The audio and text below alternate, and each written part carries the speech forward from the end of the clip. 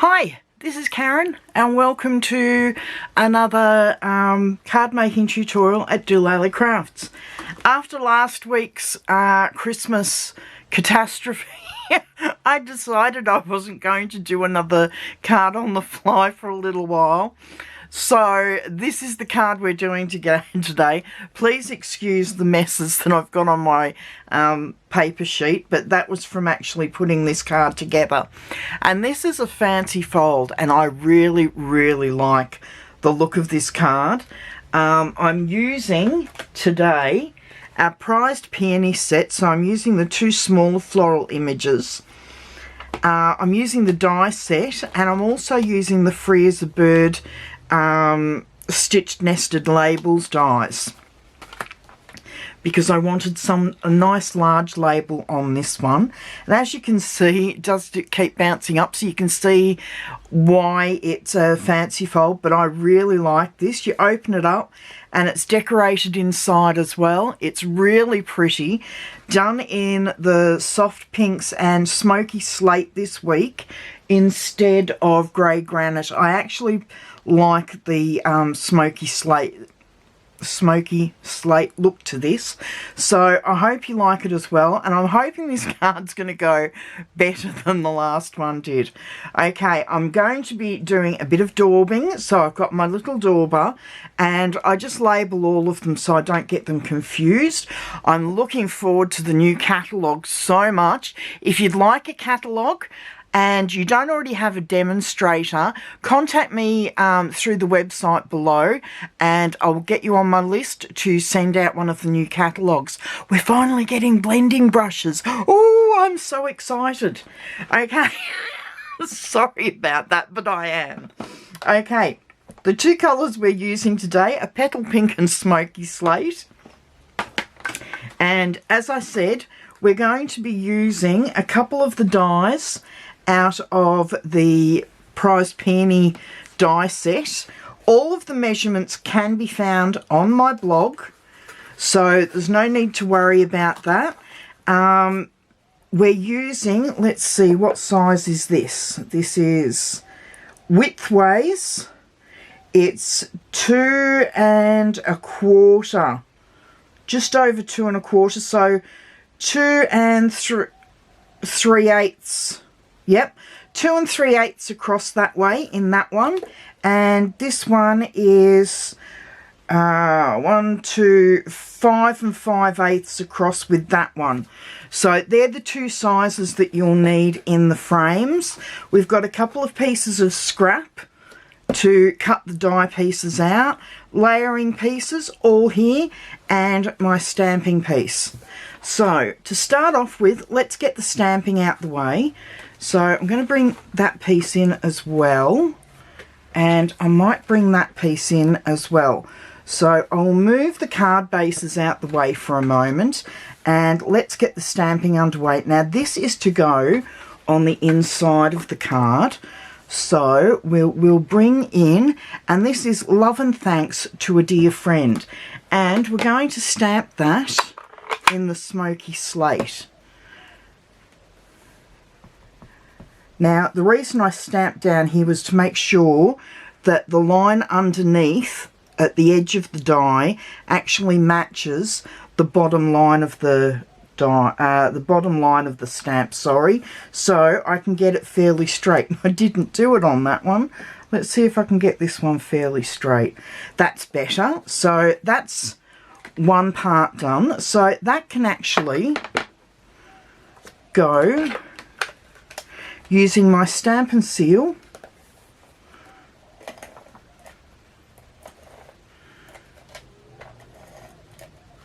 Okay, so that can go smack dab in the middle of our layering DSP. And because I had to flip that over and stamp on the back, I'm just going to come in and smooth that cut edge down, top and bottom. So that's our centerpiece done. So that can go over there. Now with this one, it's going to have the front sentiment stamped on it. So I'll just bring this in for a moment. Okay, so I know I need that stamped approximately there. And now, because I've stamped it crooked, I can actually straighten it up when I die cut it. So that one can go over there. And then we're going to come in with our two florals. And all I've got, whoops, that one didn't go very well. That's better. That one there. And that one there. Beautiful. Okay. Smoky slate can go away. And I will just trim that piece off. And then I'm going to go and die cut all of these. So I will be back in a few moments. Okay, so we're back with all of these cut out. What I want to do is, before I attach that one to that one, I'm going to come in with my Petal Pink dauber and my Petal Pink ink pad. And what I want to do is just give a bit of background to the floral that's going to go on here. Doesn't matter that it's not really great blending over here, because that's all going to be covered when the floral goes on. I just want a hint of the Petal Pink to be behind like that. I need it to come out just a little more. I think I need to re-ink my ink pad here too. Okay, that's a little bit dark, which is what I wanted. Okay, I just need it to come out just a little bit more here to give a more rounded look. I think that's it. Yes, that is exactly what I want there. And then I've got to do the same just over here for the smaller one.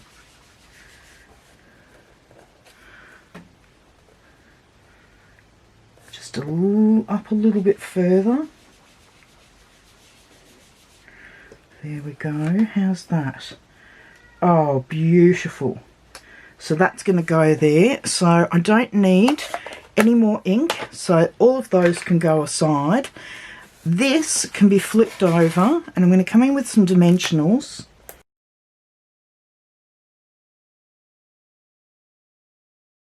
And I wish I had my tweezers in here right now, so I could make sure I had that going on straight. I always have problems putting dimensionals on, but no, that looks fine. Okay, and then some more dimensionals. I'm not going to put it on the back of the floral.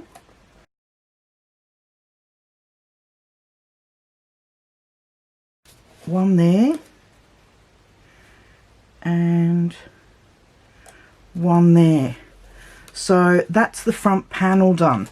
Now, move those aside.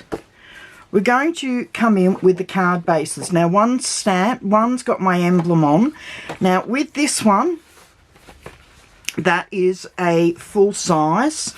That is 8.5. No, not, sorry, 8 1/4, which is the Australian or English width. So 8 1/4, and then it's cut at 5 3/4 inches. Now, what I want to do, it's been scored at 4 1/8, and what I need to do is then put another score in here at 2 1/16.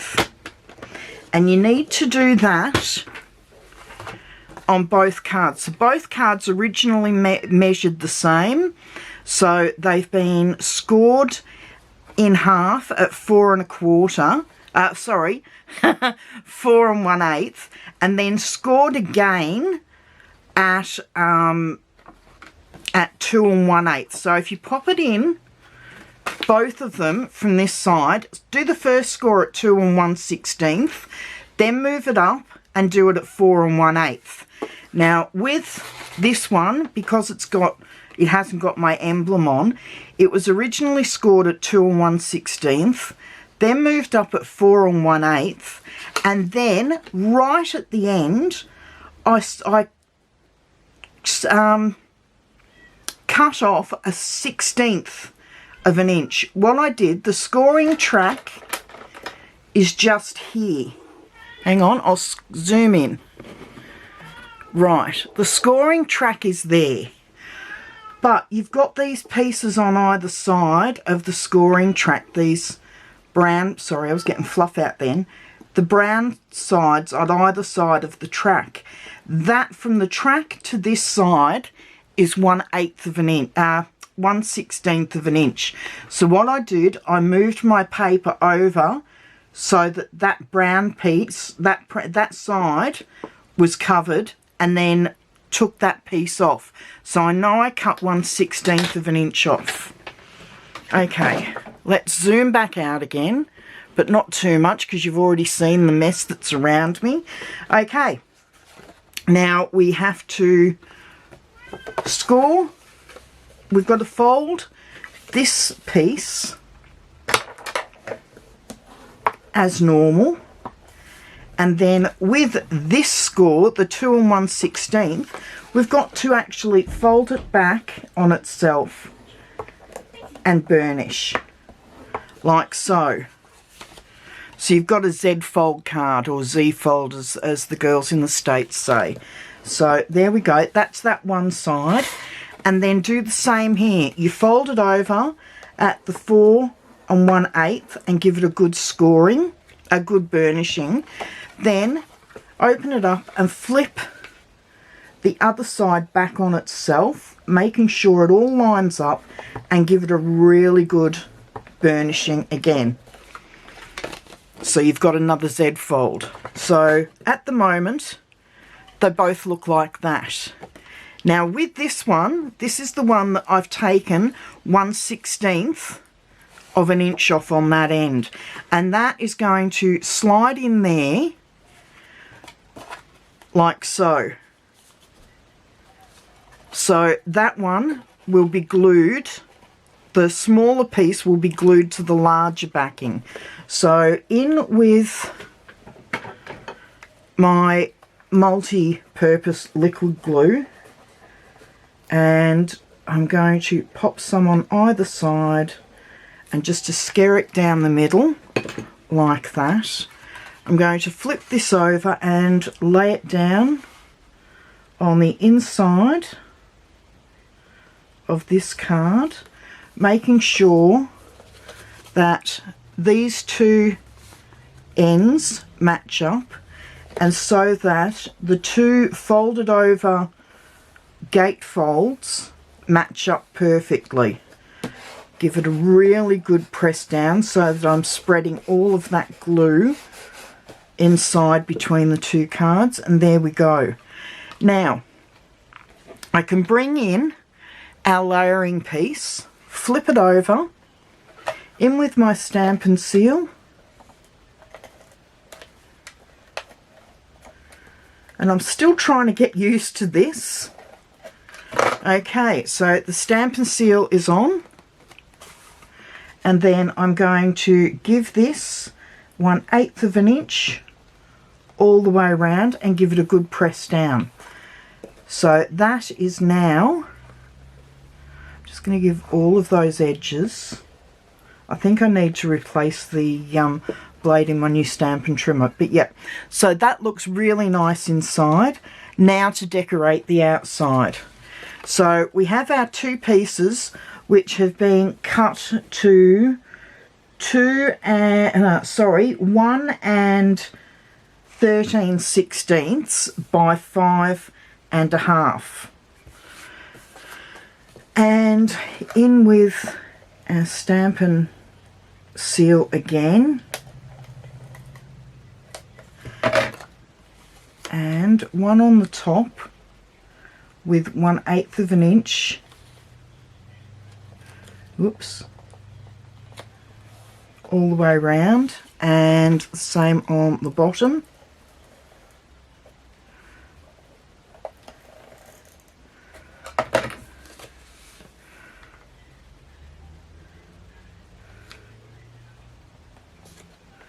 Like so. There we go. And the last thing we have to do Well, the second last thing we have to do is pop this on.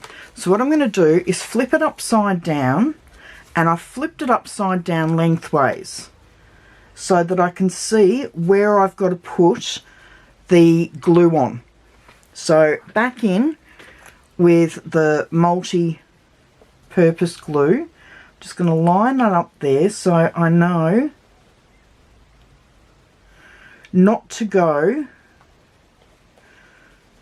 over the other half, and then bring that back in and line the 2 points up, yep, like so.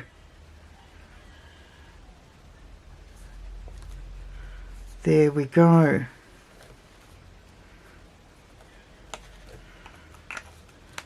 Pop that away. And that way I know that that is going to open perfectly. Now I'm going to leave that upside down for a moment, and I'm going to put a block on it. And I'm going to bring in my rhinestones. I can't see if you can tell on there, but I've actually covered 1, 2, 3, 4, 5, 6, 7 of them with my dark petal pink. So instead of being clear rhinestones, they're actually a very, very faint pink.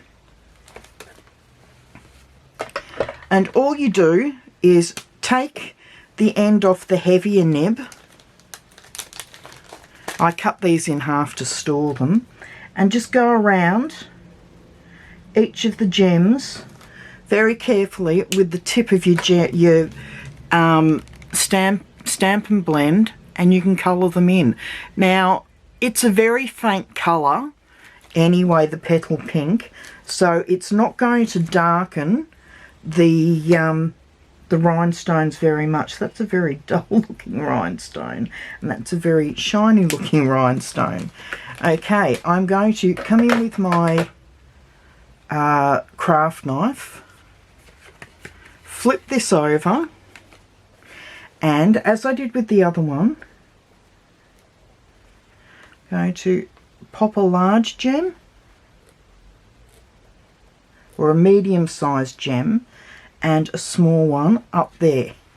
I'm then going to come in and pop a medium size and a small over here, and lastly a large gem just down here, and that's just enough to give a little bit of bling to the card. Move all of this out the way.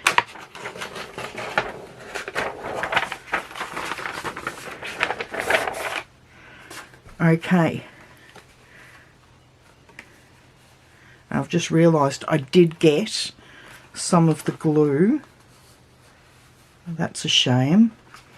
Anyway, these cards will stand up too for your recipient when they receive them. They can actually get them to stand up by just popping. See how we've got the dimension between the floral and the banner layer?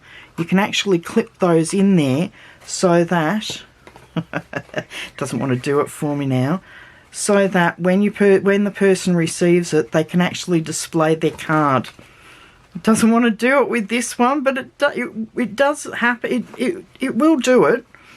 I'm getting my words all mixed up now. Let's see if I can do it with this one. I know it works. I feel like a fool now.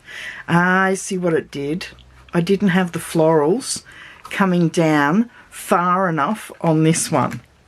That's what my problem was. The florals. Okay. No, it doesn't want to do it. It really doesn't. But yeah, you can, if you do it right, you can get it to sit up so that the recipient can actually display the whole card. Oh, I don't want to do it. Okay. That's the end of the card for today. I hope you like it and you'll give it a go. I will let you into a secret though. I actually, before I put the flowers and the layer on, on this one, I have fixed the original banner on with my Stampin' seal. That is why I didn't have a problem with glue leaking out. But anyway, that's the card for today. If you would like to purchase any of the items that I've used today, down below is my link, and my shopping cart is actually functioning at the moment. I appreciate each and every one of you that watches, and anybody that purchases from my online store this month will receive a special gift from me. So thank you very much for watching. If you haven't already subscribed, please consider doing so, and please give me a thumbs up if you've enjoyed the comedy of this at least. Okay, that's enough from me for this week. I will see you on Friday for another Christmas card or Christmas item. Okay, see you later. Bye bye.